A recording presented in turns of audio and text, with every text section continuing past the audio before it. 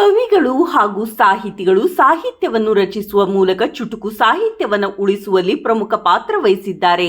ಮುಂದಿನ ದಿನಮಾನಗಳಲ್ಲಿ ಚುಟುಕು ಸಾಹಿತ್ಯವನ್ನು ಬೆಳೆಸಲು ಪ್ರಾಮಾಣಿಕ ಪ್ರಯತ್ನ ಮಾಡುವೆ ಎಂದು ಚುಟುಕು ಸಾಹಿತ್ಯ ಪರಿಷತ್ತು ತಾಲೂಕಾ ಅಧ್ಯಕ್ಷೆ ವಿರುಪಮ್ಮ ಹಿರೇಮಠ್ ಹೇಳಿದರು. ಪಟ್ಟಣದ ಕನ್ನಡ ಸಾಹಿತ್ಯ ಪರಿಷತ್ತು ಸಭಾಭವನದಲ್ಲಿ ಕರ್ನಾಟಕ ಚುಟುಕು ಸಾಹಿತ್ಯ ಪರಿಷತ್ತು ಕೇಂದ್ರ ಸಮಿತಿ ಹುಬ್ಬಳ್ಳಿ ತಾಲೂಕಾ ಹಾಗೂ ಜಿಲ್ಲಾ ಚುಟುಕು ಸಾಹಿತ್ಯ ಪರಿಷತ್ತು ಇದರ ಸಹಯೋಗದಲ್ಲಿ ಸಂಘಟನಾ ಸಭೆಯನ್ನು ಉದ್ದೇಶಿಸಿ ಮಾತನಾಡಿದರು. ಚುಟುಕು ಸಾಹಿತ್ಯ ಪರಿಷತ್ತು ಜಿಲ್ಲಾ ಘಟಕದ ಪ್ರಧಾನ ಕಾರ್ಯದರ್ಶಿ ವಿಪಿ ಸೋಮನ್ ಕಟ್ಟಿಮಠ ಮಾತನಾಡಿ, ಸಾಹಿತ್ಯ ಕ್ಷೇತ್ರದಲ್ಲಿ ಕವಿಗಳು ಹಾಗೂ ಸಾಹಿತಿಗಳು ತಮ್ಮನ್ನು ತೊಡಗಿಸಿಕೊಂಡಿದ್ದಾರೆ.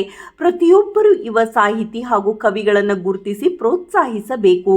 ಸಾಹಿತಿಗಳು ತಮ್ಮ ಸಾಹಿತ್ಯದ ಮೂಲಕ ಸಮಾಜಕ್ಕೆ ಮಾದರಿಯಾಗಬೇಕು ಎಂದರು.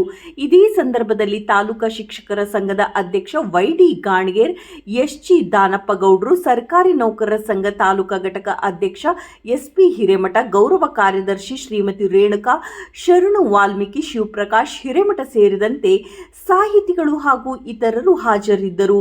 ನೂತನ ಪದಾಧಿಕಾರಿಗಳು ನಿರುಪಮ್ಮ ಹಿರೇಮಠ ಅಧ್ಯಕ್ಷರು, ಸೋಮು ಲದ್ದಿಮಠ ಉಪಾಧ್ಯಕ್ಷ, ಸಿಂಧು ಸಂಜಯ್ ದೊಡ್ಮನಿ ಕಾರ್ಯದರ್ಶಿ, ಸಹ ಕಾರ್ಯದರ್ಶಿಯಾಗಿ ಮೆಹಬೂಬ್ ಮೋತೆಖಾನ್, ಸಂಘಟನಾ ಕಾರ್ಯದರ್ಶಿಯಾಗಿ ಯಲ್ಲಪ್ಪ ಕೊಪ್ಪದರನ್ನು ಆಯ್ಕೆ ಮಾಡಲಾಯಿತು.